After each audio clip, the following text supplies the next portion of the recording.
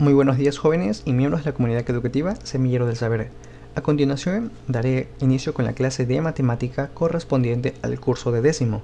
En esta semana número 14 y dando inicio a la tercera etapa, vamos a abordar el tema de resolución de la ecuación cuadrática utilizando el método de factorización.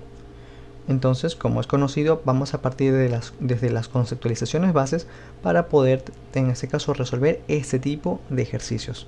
Entonces, las consideraciones que plantea el método son las siguientes. Factorizar el trinomio en el producto de dos binomios.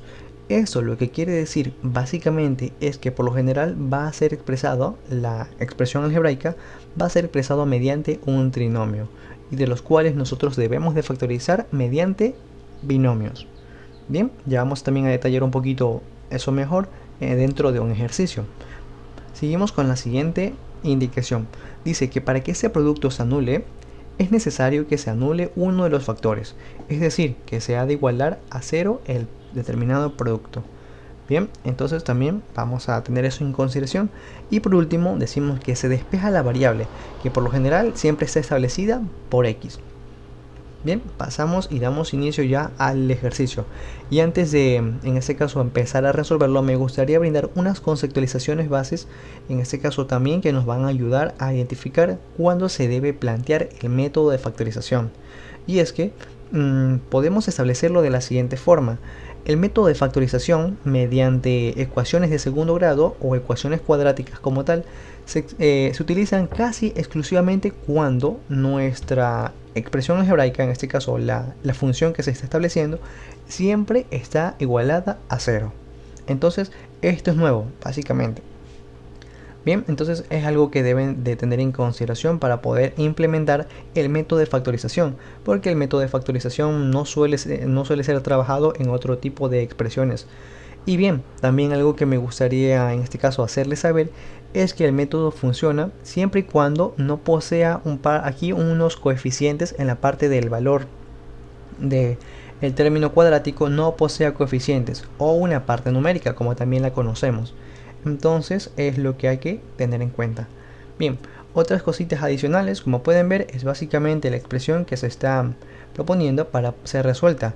Tenemos el término cuadrático, el término lineal y el término independiente, todos ellos igualados a cero. Bien, tenemos allí entonces un trinomio. ¿Y qué es lo que vamos a hacer primero? Bien, es directamente factorizar. Vamos a factorizar el trinomio que tenemos presente. ¿Y cómo hacemos aquello? Como se nos mencionaba en la primera indicación, factorizar el trinomio en el producto de dos binomios. Y bien, esto lo hacemos básicamente de la siguiente forma. Tenemos los valores, en este caso, ya establecidos. Lo que hay que hacer en primer lugar es, en este caso, obtener la raíz del primer término. ¿Cuál es la raíz del primer término? Por ejemplo, aquí el término es x elevado al cuadrado. Entonces la raíz de ese valor sería simplemente x, establecido de dos formas distintas. Entonces, imaginémonos de aquí, de hecho, me gustaría que pudiesen imaginarse que en este caso los conjuntos de agrupaciones están vacíos. Bien, y vamos allí a ir agregando los valores. Por ejemplo, como mencionamos, primero vamos a colocar los valores de la raíz cuadrada del primer término. X, en este caso, aquí agregamos una x y aquí agregamos otra x también. Y ahora vamos a determinar cuáles son los siguientes términos que van a ir agregados dentro de los conjuntos de agrupaciones. Y no es sin más que en este caso los valores multiplicados o al valor de 10, o en este caso al tercer término. Entonces planteamos la siguiente pregunta. Valores que al ser multiplicados me permitan la multiplicación del valor de 10. Entonces nosotros vemos cuáles son los factores de 10. Sabemos que son 5 y 2. Y bien, aquí es también un punto muy importante destacar que lo vamos a agregar en la valencia también de sus signos correspondientes. Por ejemplo, debe de cumplirse la siguiente función. Al ser sumados o restados, indiferentemente de lo que sea el signo, debe coincidir con el segundo término. Por ejemplo, entonces, vamos a ver, ¿Qué valores de signos me permiten colocar aquí esta operación, o en este caso este segundo término? Entonces planteamos lo siguiente, colocamos ahí el 5, porque sabemos que 5 y 2 son los factores de 10, y el orden también es importante. Bien, por ahora no vamos a ahondar mucho en el tema de aquí de los valores, porque bueno, la solución directamente propone que si nosotros sumamos los valores, 5 y 2 nos da como resultado 7, y bien, que prácticamente nos ha coincidido con en este caso, con el campo obligatorio, que es importante en este caso llenar, porque si no, decimos que no tenemos como tal una expresión completa. Bien, entonces los signos son acorde a los que debemos determinar, por ejemplo, del segundo término. Aquí positivo y positivo debe coincidir con el segundo término, tal y como les acabé de mencionar. Bien, entonces ese ha sido nuestro primer paso, factorizar el trinomio. Ya lo hemos factorizado, tenemos ahora dos valores en binomios, igualados a 0. El siguiente paso es establecerlos mediante la siguiente forma. Vamos a colocar, en este caso, como tenemos dos valores, tenemos dos binomios, esos dos binomios los tenemos que igualar a 0 en cada uno de los paréntesis. Por ejemplo, tenemos aquí, este sería nuestro primer término, por decirlo de esta forma. X más 5 igual a 0, igualamos a 0. De la misma forma, el segundo término que hemos obtenido, x más 2 igual a 0. Bien, eso es sumamente sencillo. Ahora pasamos a resolver, en este caso, las ecuaciones de primer grado. Bien, aquí como pueden ver, estas son directamente ecuaciones. Lo que hay que hacer directamente es poder identificar cuáles los valores de cada una de las variables. En este caso, de x. Por lo general va a ser de x.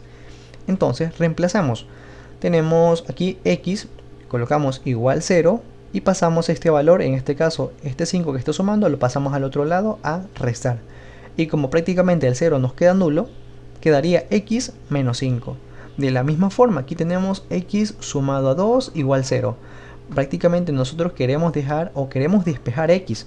Entonces este valor lo transponemos. Como está en sumado, vamos a restarlo.